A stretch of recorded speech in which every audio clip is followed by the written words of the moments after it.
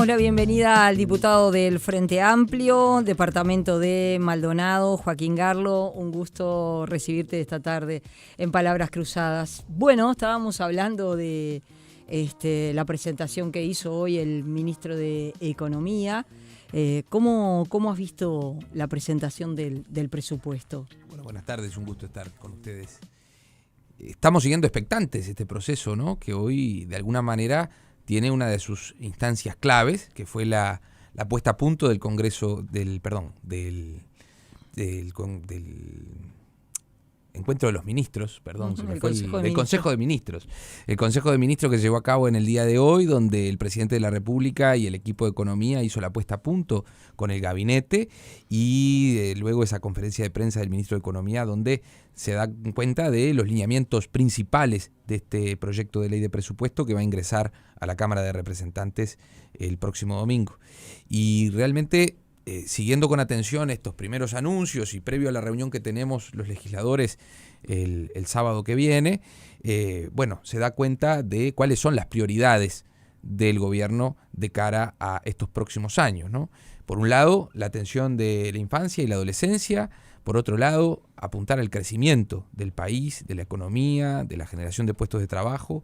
Y por otra parte, la seguridad como tres de los pilares fundamentales de este proyecto de ley de presupuesto, que ha llevado un proceso de elaboración y de discusión en el Poder Ejecutivo muy importante, ante una realidad además, en términos fiscales de nuestro país, muy compleja, y eso también quedó demostrado y en evidencia en el marco de la discusión de la última rendición de cuentas.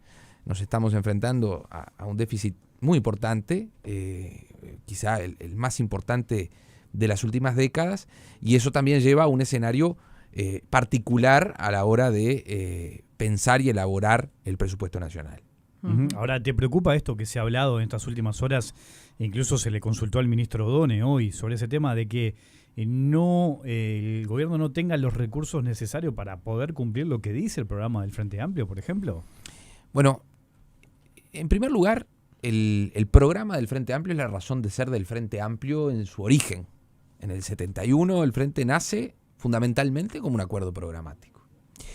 Y los programas de gobierno, en términos generales, son las grandes guías, los grandes lineamientos para el ejercicio del gobierno. Si nosotros nos ponemos a analizar todos los programas de gobierno de la democracia restituida hasta la actualidad, ningún gobierno puede cumplir a cabalidad la integridad de sus programas, porque la realidad en términos económicos y presupuestales condiciona naturalmente la concreción de los programas de gobierno. Que no quiere decir que los grandes compromisos de gobierno no se lleven adelante. Y eso es lo que quedó claro en la conferencia de prensa del ministro Odone en la tarde de hoy. Y los compromisos de gobierno, que algunos ya se están cumpliendo, a pesar de que no teníamos la ley de presupuesto, porque naturalmente hay algunos compromisos que no requieren de recursos, sino de gestión, y hay otros que sí requieren de recursos para poder llevarse a cabo. Muchos de esos compromisos de gobierno ya se están cumpliendo y se están implementando, y los demás claramente están contemplados en este proyecto de ley de presupuesto y lo que serán las posteriores rendiciones de cuentas, que anualmente se irán discutiendo y también determinarán lineamientos económicos y presupuestales para el cumplimiento de esos compromisos y del programa. Entonces, yo creo que la malinterpretación o la tergiversación de las declaraciones del subsecretario del Ministerio de Economía, que es a lo que hacía referencia, sí, lo de Valcorba. Las declaraciones de Valcorba no son el camino correcto, ¿no? Y yo escuchaba con atención algunas declaraciones de dirigentes de la oposición, particularmente del Partido Nacional y del Partido Colorado, que hacían referencia a ganaron las elecciones mintiendo, prometieron cosas que no se pueden cumplir, y estamos lejos de eso, ¿no? Primero porque ya estamos cumpliendo con lo que habíamos asumido con la ciudadanía y con lo que habíamos anunciado. Y además salieron a cobrar al grito antes de conocer efectivamente el contenido de la ley de presupuesto, que recién el domingo va a estar presentada ante la Asamblea General y vamos a todos conocer cuál es el contenido y cuáles son justamente los lineamientos puntuales, específicos, de cara a lo que es el programa del Frente Amplio y a lo que son los compromisos del gobierno. ¿Sabes que hace unos días estuvo con nosotros el senador Tabaré Viera del Partido Colorado y él decía que había como muy poca producción legislativa, que el gobierno ha mandado muy pocos proyectos, a diferencia de lo que había pasado con el gobierno anterior, que es cierto que además de la pandemia, había enviado la LUC, la Ley de Urgente Consideración, que tenía casi 500 artículos, y que este gobierno arrancó sin mucha producción, sin proyectos para trabajar en el Parlamento. Es más, dijo, los proyectos con los que estamos trabajando son los que ha presentado la oposición. Bueno, yo no comparto ese análisis del senador Viera, en primer lugar porque hemos discutido y aprobado varios proyectos de ley con iniciativa del Poder Ejecutivo, por ejemplo. Concretamente, el proyecto de ley que daba una respuesta a una emergencia como era la situación de la Caja de Profesionales, que de forma responsable el Poder Ejecutivo, en razón de meses después de haber asumido, de días después de haber asumido, envió al Parlamento ese proyecto que era necesario y urgente. Pero al mismo tiempo tenemos otros proyectos de ley aprobados también con iniciativa del Poder Ejecutivo que dan cuenta del cabal cumplimiento de los compromisos de gobierno, como el programa Uruguay Impulsa, que mañana a las 3 de la tarde va a estar llevándose a cabo el sorteo de los cupos para los beneficiarios de este programa. Por poner ejemplos concretos. Y tenemos también en discusión en las distintas comisiones, tanto en la Cámara de Senadores como en la Cámara de Diputados, proyectos de ley presentados por todos los partidos. No solamente por la oposición, también por el oficialismo. Ahora, siempre estos primeros meses de gobierno, el próximo lunes se están cumpliendo 6 meses de haber asumido esta actual gestión, los primeros meses implican ordenar, analizar cuál es la situación del Estado, de los ministerios, los lineamientos justamente de cara a la elaboración de la ley fundamental, que es el presupuesto nacional. Entonces, yo no entiendo y no comparto esa ansiedad de algunos legisladores de la oposición en torno a la medición de la producción legislativa. Se está legislando, se están aprobando leyes, se están discutiendo proyectos y además destaco el clima de trabajo en el ámbito de las comisiones del Parlamento. Por lo menos respondo de las comisiones de la Cámara de Diputados. Y también me consta que en la Cámara de Senadores la sintonía es la misma. Hay un buen clima de trabajo, de discusión, en definitiva, intercambio interpartidario a efectos de poder discutir temas importantes y, por sobre todas las cosas, lo que nos exige la sociedad uruguaya, que es discutir temas que importan para la vida cotidiana de las personas, políticas públicas que transformen la realidad del país.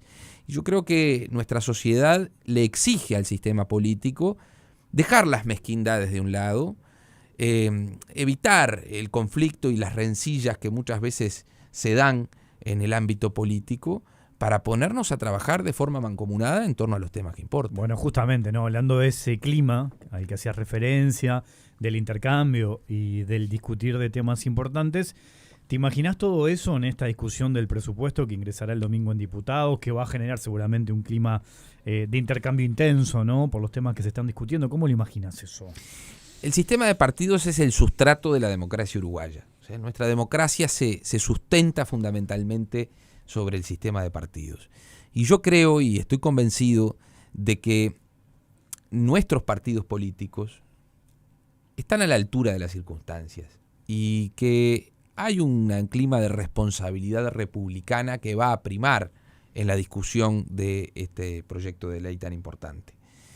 Y a pesar de algunas definiciones que son preocupantes, de algunos actores de la oposición, de que hay que trancar al gobierno, como Álvaro han definido Delgado, algunos dirigentes, trancar al gobierno, poner el palo en la rueda, que paradójicamente era lo que criticaban o señalaban al Frente Amplio en el ejercicio de la oposición y ahora abiertamente lo plantean como una estrategia política. Es que hoy toma otro valor por el hecho de que el Frente Amplio y el gobierno no tiene mayoría en diputados, ¿no? Bueno, a eso iba.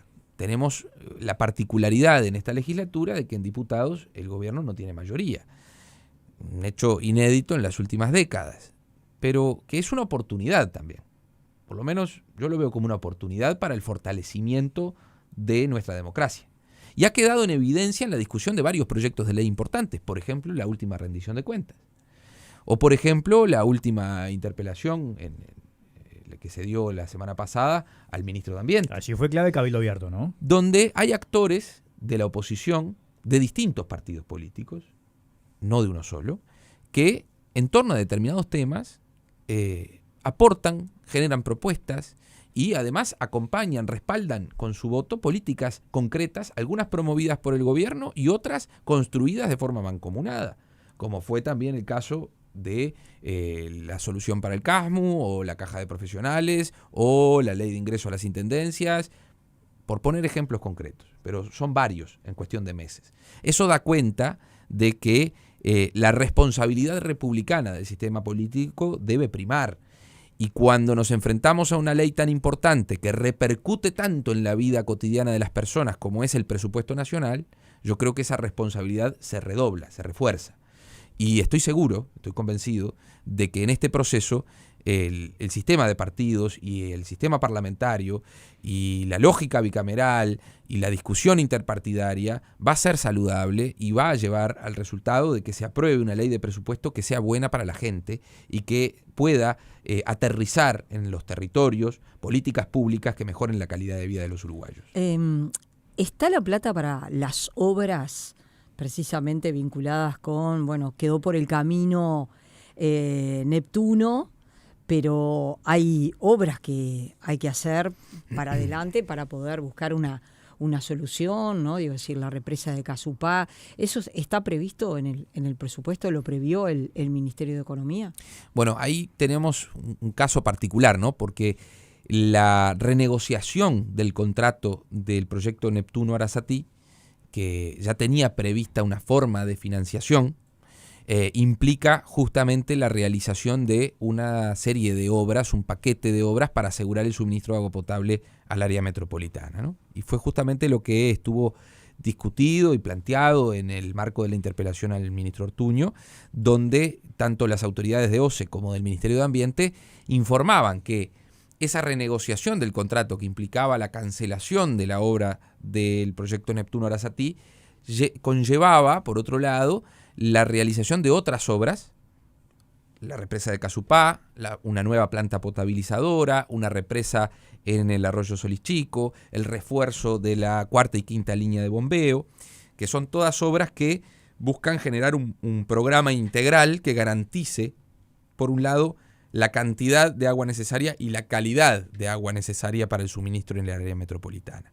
Entonces, concretamente esas obras ya tenían prevista en el marco de la renegociación del contrato su fuente de financiación. Y al mismo tiempo surge de la conferencia de prensa del ministro Odone que una de esos dos grandes pilares del presupuesto nacional va a ser estos recursos necesarios para la concreción de obras, que estamos hablando de unos 700 millones de dólares anuales para el desarrollo de distintas obras por parte del Estado. Y ahí estamos hablando de infraestructura en materia de salud pública, de educación pública, de seguridad, en fin. Y ese paquete de inversión es muy importante porque, por un lado, es necesario que el Estado garantice servicios de calidad en todo el territorio nacional, pero también la obra pública trae aparejada la generación de puestos de trabajo, que también es muy importante y que eso apuesta y apunta al crecimiento de nuestra economía y a la mejora de los salarios y al combate al desempleo. En fin, es la integralidad de la política pública, que es un elemento rector o transversal en la elaboración de los instrumentos presupuestales como es esta ley de presupuesto nacional. Estamos conversando con el diputado Joaquín Garlo, diputado del Frente Amplio. Hacemos una pequeña pausa y ya seguimos. Estamos conversando con el diputado del Frente Amplio, departamento de Maldonado, Joaquín Garlo. Estamos hablando del presupuesto porque este mediodía habló en conferencia el ministro de Economía, luego del Consejo de Ministros. El domingo ingresa el proyecto en diputados y hay muchísimos temas. Uno de ellos es la seguridad. El ministro habló de un 12% para la seguridad. ¿Qué es lo que va a involucrar el presupuesto en materia de seguridad, que dicho sea de paso, ayer se conoció una encuesta de Factum que dice que el 46% de los uruguayos señala que sigue siendo su principal preocupación. Sí, desde hace muchos años, dentro de la opinión pública y las encuestas y los indicadores así lo señalan, una de las principales preocupaciones de las y los uruguayos es la seguridad pública, ¿no? Y en ese sentido, una de las definiciones del gobierno, y así se ha comprometido el presidente de la República desde el comienzo, es mejorar el sistema de seguridad pública, mejorar la política pública en materia de seguridad ciudadana. Y eso implica, por un lado, como está comprometido por parte del gobierno, aumentar la cantidad de efectivos policiales durante el quinquenio, que es una necesidad concreta. Yo, por ejemplo, vengo de Maldonado. En Maldonado, desde de fines de la década del 90 hasta hoy, se tiene la misma cantidad de efectivos policiales. Y Maldonado no para de crecer. Por poner un ejemplo bien concreto, ¿no? Entonces, claramente hay una necesidad ahí de aumentar la cantidad de efectivos, que eso repercute en la presencia de la fuerza pública en la calle, más policías en el territorio, más patrullaje, más prevención, pero también combate directo al delito, ¿no? Pero la seguridad pública no solamente tiene la pata en el combate directo al delito, sino también en la convivencia. La convivencia ciudadana es fundamental para prevenir las conductas delictivas. De ahí también hay programas específicos que se están trabajando por parte no solamente del Ministerio del Interior, sino también apuntando a la interinstitucionalidad y al trabajo mancomunado de distintos entes del Estado para poder mejorar la convivencia en el territorio nacional. Ahí la pata del MIDES es muy importante. La privación de libertad es un problema muy grande que tiene el Uruguay. Los índices de reincidencia que tenemos en nuestro país son de los más altos de la región. Estamos hablando de casi un 70% de reincidencia en el sistema penitenciario, y ahí dentro de los anuncios que hacía el ministro hoy están previstos, en esos $700 millones de inversión en obra pública anuales, está prevista la construcción de 2 centros de rehabilitación para personas privadas de libertad, que sin duda es uno de los grandes problemas que atraviesa el Uruguay. Entonces, no solamente se combate también el problema de las cárceles construyendo nuevos centros de rehabilitación, sino que también tenemos que pensar en la gestión y en las políticas públicas que apuntan a la rehabilitación de las personas privadas de libertad, y eso también está dentro de los compromisos del gobierno y de las definiciones concretas del gobierno. Y eso va en la línea de mejorar y promover los programas de reinserción de las personas que son liberadas del sistema penitenciario, los programas de trabajo y estudio dentro de las cárceles, y eso está demostrado no solo en el Uruguay, sino en el mundo, que no hay rehabilitación posible, no hay reinserción posible si no se generan oportunidades reales para las personas privadas de libertad. Y hay que mejorar también la vida cotidiana de esas personas. Ahí hay una discusión de fondo que hay que darla permanentemente, que es ¿para qué privamos de libertad, ¿no? ¿Para qué establecemos penas de privación de libertad? Si es para sacar del plano, del mapa, a quienes cometen delitos, o si verdaderamente apuntamos a la rehabilitación de esas personas y a su reinserción en la sociedad. Y bueno, por ahí van también los lineamientos del presupuesto en materia de seguridad pública, que es muy importante. También la generación de infraestructura, sobre todo en el interior del país, el rol de los jefes de policía y de los comandos de las jefaturas son muy importantes, porque son los que conocen el territorio y conocen la realidad local, y esa visión desde el interior también es fundamental para pensar el abordaje de la seguridad pública en el territorio. Ahora, hablabas recién de jefes de policía, ¿no? Hace algunas horas el ministro Negro tomó la decisión de cesar al jefe de policía de Río Negro, quien había participado en una actividad política del Frente Amplio y luego había hecho unas declaraciones polémicas en una radio local criticando al Partido Nacional. Por ahí está también como eso instalado de que el gobierno cedió ante la presión de la oposición que pedía precisamente esta salida. Antes había pasado algo similar con Danza, ¿no? El presidente de ACE, que bueno, no terminó con esta misma decisión. ¿Cómo lo tomás eso? ¿Es una presión de la oposición y cedió el gobierno? No, claramente no, y el comunicado que emitió el ministro del Interior da cuenta de que la decisión de cesar al jefe de policía respondió no a una incompatibilidad inexistente, o sea, no había ningún tipo de incompatibilidad entre el cargo que desempeñaba y la actividad política, porque es una persona que no está alcanzada por esas inhibiciones constitucionales y legales, sino que respondió a esas declaraciones que, como definió el ministro, no se ajustan a la línea de trabajo del Ministerio del Interior. Y esa fue la razón por la cual se resolvió pedir la renuncia del jefe de policía. No está asociado a una inhibición porque claramente los jefes de policía, que no necesariamente deben ser policías, que pueden ser civiles, de hecho, esta persona, este jefe de policía, era civil, policía retirado, no estaba en ejercicio de la función policial estrictamente. Es más, en muchas partes del país, durante muchos años y sobre todo en la década de los 90, tuvimos varios jefes de policía civiles, que no eran policías. Recuerdo en Maldonado casos bien concretos. Entonces, ahí hay que diferenciar una cosa de la otra. Yo creo que hay claramente una intencionalidad política en buscar esa especie de inhibición en este caso, al igual que en el caso del presidente de ACE, y esos cobros al grito o esas estrategias de parte de la oposición responden a esa lógica a la que hablábamos antes de la pausa de trancar al gobierno y de atacar al gobierno y generar golpes políticos, ¿no? ¿Esto lo ves de esa manera, lo lees de esa forma? Sí, sin duda, sin lugar a duda. Y en el caso del presidente de ACE, lo mismo. Está claro de que no hay una incompatibilidad, de que no hay una inhibición, porque la Constitución es clara y la ley de creación de ACE en su artículo 9 también es muy clara en que no está alcanzado en este caso, ya que no comprende los supuestos que estos artículos establecen. También ahora se está dando la situación de Lerete, que fue designado, aunque todavía no asumió, como director del Partido Nacional en la Agencia Nacional de Vivienda, y Cayani está señalando que hizo declaraciones políticas y que estaba inhibido de hacerlas.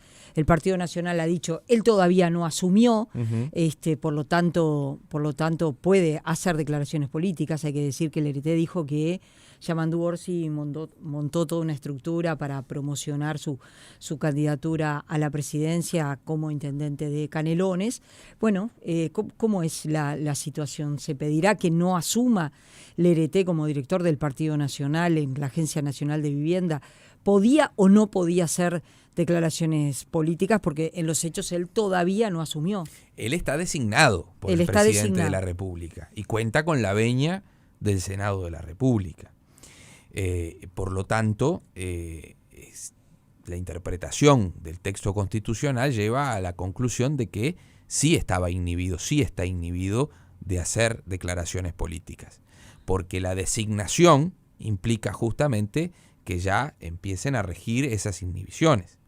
El acto de asunción termina siendo la consumación de un proceso, pero en ese proceso la etapa fundamental es la designación por parte del Poder Ejecutivo. Y eso sucedió. Esa resolución existe y justamente es el fundamento del planteo de que en el marco de su investidura, ya está investido, ya está designado en el cargo, no puede realizar manifestaciones de carácter político, ni públicas ni privadas, dice en las disposiciones normativas vigentes. Entonces, la venia del Senado y la designación del Poder Ejecutivo son actos preparatorios, pero la investidura solo se perfecciona con la toma de posesión del cargo. Esto es lo que están planteando tanto del Partido Nacional como del Partido Colorado. Claro, esa es una interpretación que nosotros no compartimos y tenemos informes ya que justamente establecen que el acto de la designación, el acto administrativo, esa resolución de la designación, ya implica justamente la inhibición para hacer declaraciones de la naturaleza que hizo efectivamente. Sos de Maldonado, ¿no? El Frente Amplio llegó a gobernar en ese departamento, pero ya desde hace mucho tiempo gobierna el Partido Nacional. Y da la sensación desde acá, desde Montevideo, que el Partido Nacional se ha hecho muy fuerte en el departamento, ¿no? ¿Qué lectura haces de eso? ¿Por qué el Frente Amplio le cuesta ganar en Maldonado? Bueno, nosotros tuvimos 10 años de gobierno departamental del Frente Amplio, que encabezó el Flaco de los Santos, Oscar de los Santos.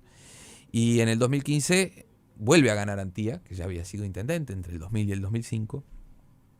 y que esa derrota del Frente Amplio, más que el triunfo de Antía, la derrota del Frente Amplio, respondía a creo yo, la incapacidad en su momento de comunicar y de transmitir a la población lo que el gobierno Frente Amplista había hecho y había logrado en el departamento. Transformaciones de fondo a lo largo y ancho de todo el departamento de Maldonado. Y al mismo tiempo, situaciones externas a la gestión que también incidieron en el resultado de la elección departamental del 2015. Y luego, en el transcurso de los dos gobiernos de Antía, el Partido Nacional se afianzó en Maldonado, y yo reconozco, y no me cabe en prendas, y siempre lo destaco, en decir que el Partido Nacional tenía una gran capacidad de construir mayorías a nivel departamental, de enamorar al electorado. Y el desafío para el Frente Amplio es justamente construir un proyecto político que enamore a la ciudadanía del departamento. Y creo que estamos en ese proceso y venimos en ese proceso de cambios, de transformaciones, de cambios en las formas de hacer política, en cambios en la visión de departamento que queremos, en cambios generacionales también, pero no solamente en cuestiones de edades de los dirigentes, referentes o figuras del Frente Amplio en Maldonado, sino también de concepciones. Porque el recambio no es solamente generacional, es también de ideas, es de visiones del departamento y de formas de hacer política. Yo creo que ese proceso ha comenzado de un tiempo a esta parte y sin lugar a dudas el Frente Amplio está en el proceso de construcción de ser una opción para el electorado maldonadense y estoy convencido de que durante estos años esa visión y ese proyecto se va a fortalecer, va a crecer y vamos a recuperar o vamos a volver a gobernar Maldonado para poder generar los cambios que Maldonado necesita. Hace unos días leía, la Fiscalía pidió una audiencia a la justicia para imputar por corrupción pública a 3 expresidentes de la Junta Departamental de Maldonado. Los 3 pertenecen al Partido Nacional: José Luis Sánchez, Darwin Correa y Alejandro Infante. Según lo que se señala, el fiscal de la causa, Jorge Vaz, analizó las cuentas bancarias de los 3, también de la Junta Departamental y de determinados proveedores que facturaban obras pero no las cumplían. Esto es bastante escandaloso en el departamento. Sí, estamos siguiendo con atención el desarrollo de esa investigación y la semana próxima hay una audiencia ya fijada donde, como bien decías, está prevista la solicitud de formalización, por lo que hemos tomado conocimiento y estamos siguiendo con atención ¿Quién hizo esta denuncia? ¿Cómo surge esta denuncia contra estos 3 ediles del Partido Nacional, presidentes de la Junta? Bueno, ahí hubo 2 denuncias, si mal no tengo entendido. Por un lado, una que realizó la bancada de ediles del Frente Amplio en la Junta Departamental, y por otro lado, tengo entendido también que hubo una denuncia por parte de un periodista que accedió a información y que formuló la denuncia en base a esa documentación a la que había accedido, y en base a esas denuncias el fiscal ha desarrollado una investigación que está derivando en este pedido de formalización que se realizaría la semana próxima. Uh-huh. Joaquín Garlo, ha sido un gusto recibirte esta tarde en Palabras Cruzadas. A partir del domingo que viene, ¿cómo van a trabajar? ¿En doble horario? ¿Cómo va a ser? Desde ya, no hay que esperar al domingo. 700 artículos. Ya empezamos, ya estamos en la etapa preparatoria. El sábado tenemos ese encuentro con justamente las autoridades del Poder Ejecutivo. El domingo se presenta el proyecto. El martes se le da ingreso formalmente, va a tomar estado parlamentario y ya a partir del miércoles, desde la próxima semana, empieza el trabajo de la Comisión de Hacienda integrada con presupuesto. Van a ser semanas de intenso trabajo. 700 artículos. Sí, efectivamente. Es una norma importante, no solamente en la cantidad de artículos, pues no se mide solamente una cuestión cuantitativa, sino en términos cualitativos, en el contenido, en la definición de lo que va a ser la línea de acción de este gobierno y del cumplimiento de los compromisos de gobierno que asumimos con nuestra gente. Es tu primera legislatura, en realidad, ¿no? Efectivamente. Ha tenido una renovación interesante del Parlamento, vos sos uno de ellos. Sí, sin duda. Particularmente la Cámara de Diputados tuvo una tasa de renovación muy importante en todos los partidos políticos. ¿Vos tenés 30 ahí? 28. 28. Claro. Yo te estaba dando más años. 28. 28. Efectivamente. ¿Habrá que negociar artículo por artículo? Y ¿Esa es la idea del Frente Amplio? Y capaz que es necesario. Yo creo que no hay que adelantarse. Hay que ver, efectivamente, una vez que se presente el proyecto y que los partidos lo analicen y pase esa etapa de digerir el proyecto, hay que ver cuáles son las opiniones, propuestas, visiones, y quizás sí, algunos artículos generen más discusión que otros, siempre sucede eso, y un elemento fundamental de la política, desde el principio de los tiempos, desde que la política existe como tal, es la negociación y la construcción de acuerdos, y creo que ese tiene que ser el camino. Diputado Joaquín Garlo, gracias por tu tiempo. Gracias a ustedes.